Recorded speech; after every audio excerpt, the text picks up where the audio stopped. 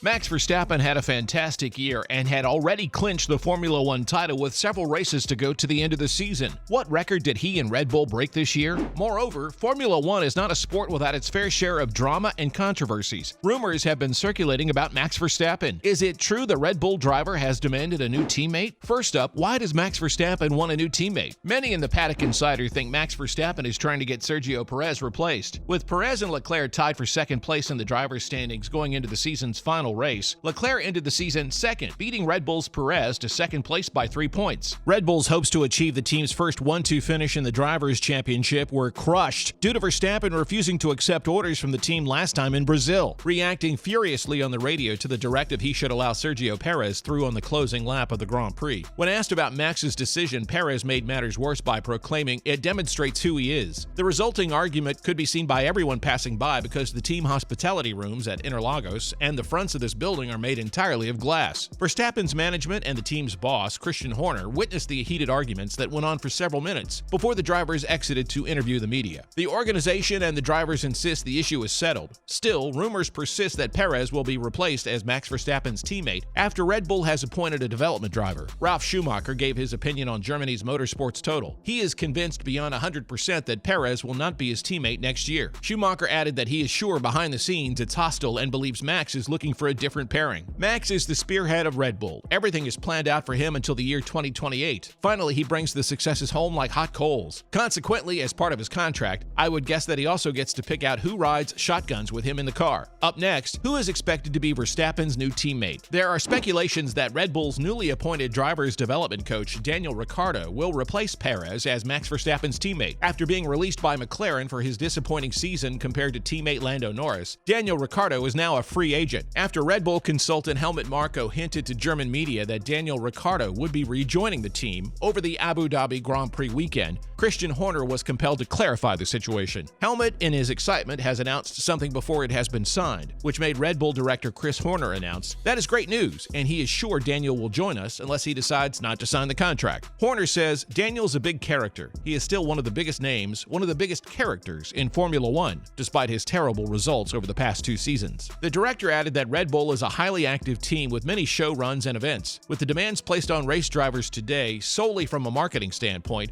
Ricciardo has a history of being a Red Bull junior. As a result, Red Bull would benefit greatly from having a driver with Daniel's credentials and track record on the squad. If he signs a deal, he may expect to stay in the loop with F1, have a role in the simulator, and maybe even show up in person at some events. Red Bull is sure everything will be made apparent once he signs a contract. There are 2 more years left on Perez's deal. However, the upcoming year is reportedly team optional. Despite this, Horner does nothing to dispel speculation that Ricciardo will replace the team's Mexican driver in 2023 or the season after. So what are the records Red Bull and Verstappen broke in 2022? F1's 73rd season has come to a close, and it has been quite a show. After a long drought, Red Bull finally won the Constructors' Championship, and Verstappen won his second consecutive Drivers' Championship. But how overwhelmingly powerful were they in reality? Before we flip the page to 2023, let's take one last look at the records that Verstappen and Red Bull broke this year. There have been at most 15 victories in a single season. What were the unique records that Max Verstappen and Red Bull broke during their dominant 2022 Formula One World Championship season, and how do they stack up against other years? In the 5th position, the one that had stood for nearly 2 decades, Michael Schumacher reached new heights in 2004, becoming the first to win 13 races in a single season, and the 7th to win the Formula One World Championship. Sebastian Vettel, a fellow German and Schumacher's pupil, tied the record in 2013, his most dominant season driving for Red Bull. By the end of the season in Abu Dhabi, 9 years after passing both legends in Mexico, Verstappen had established a new record of 15 victories in a single year.